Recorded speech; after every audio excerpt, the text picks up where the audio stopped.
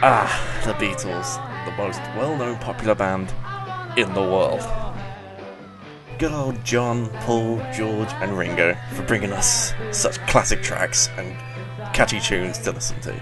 But did you know that the Beatles sometimes partook in drugs? I know, shocking isn't it?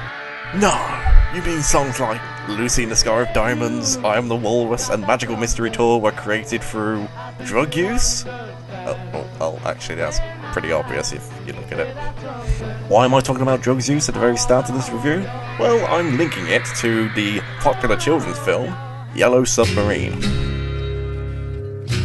If the creators of this film weren't on drugs when they were making it, I'm pretty sure they should be sent to a mental hospital because, man, it's pretty wacky. Now, since this film being a musical, most of the film is based around the music of, well, the Beatles, and set pieces set around it are created just to create sort of music videos for them. Almost like Fantasia, but with mopeds. So, what is Yellow Submarine about? Well, it's kind of weird. Yellow Submarine is about Pepperland being taken over by the music-hating Blue Meanies. It's confusing. Anyway, so one of the Pepperland citizens, old Fred, goes to London to ask help from the Beatles, who then come with them to help defeat the Blue Meanies and take back Pepperland as their land. Yeah, no, it's weird. You'll be surprised to know that the film doesn't actually focus much on its plot. I know, two surprises in one in this video.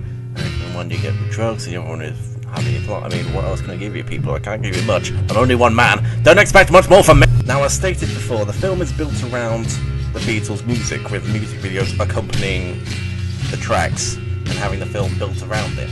Now, this can only be done good or bad. A bad way of looking at it is with a film that comes to mind, Michael Jackson's Moonwalker. Now, with that film, it had a similar kind of idea, where they made a film based on their music. With Michael Jackson, there was music videos accompanying each track that was inserted into the movie. Where that film went wrong, however, was that in context to the film's quote-unquote narrative, it didn't really make a whole lot of sense. Whereas in Yellow Submarine, the music and the music video makes sense in context to the narrative. They go together hand in hand as it was built around it. And that's one of the key strong points about the film. It's visually interesting, visually striking. Accompanying the music, it suits it really well. Now, the argument arises whether the film is successful when telling a story. Being a film, and being able to tell a successful story, is kind of key. And with the film having such a basic story, if you can call it that, does that make it a bad film? In the case of this film, I would say it doesn't. I'd say it actually helps.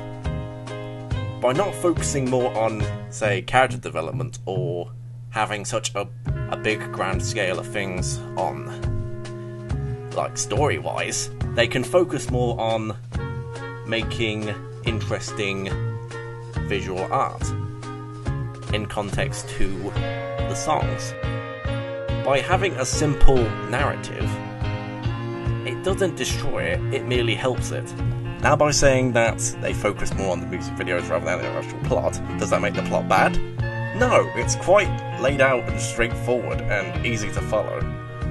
I'd say this would be a great film for children to watch, as, like I said, it's a clear and simple film so they can watch and enjoy and appreciate. Even Beatles fans will enjoy this. I enjoyed it, as you get to see interesting visuals for, well, what the creators interpret the music videos as, and it's always interesting, there's always something new to look at every time you go back to watch it. But here is where things get a little complicated, as yes, it's good for, say, kids to watch, Beatles fans to watch. Even if you're not a hardcore Beatles fan, you'll still find it interesting. Like, if you're just a little Beatles on the side. If you're not a Beatles fan, I doubt you will enjoy this as much as other people. Why do I say that? Well, as said before, it It's appealing to children because of the clear and simple plot, and it's appealing to Beatles fans because of the music, the visuals, and even Beatles in-jokes that they reference multiple times. But to someone not in the community, or as into the Beatles as much as these people are, people may find it quite weird, they may find it just not decent to watch, and that's fair enough, that's their opinion, that's because they're not into the whole Beatles thing. But for us as Beatles fans, we enjoy it. But again, as for someone who is not into the culture of the Beatles, I do not think they would enjoy it. I'm not saying all non-Beatles fans would enjoy it, that's stupid to say, but like, it's the majority, I would say. The majority would not watch it, or appreciate it as much. Then the argument arises whether this is a decent film, or just a collection of music videos like Michael Jackson's Moonwalker. I'd say Yellow Submarine works as both. It is a collection of music videos, but connected and interweaved together so tightly and so well that it works. And as a film, it works.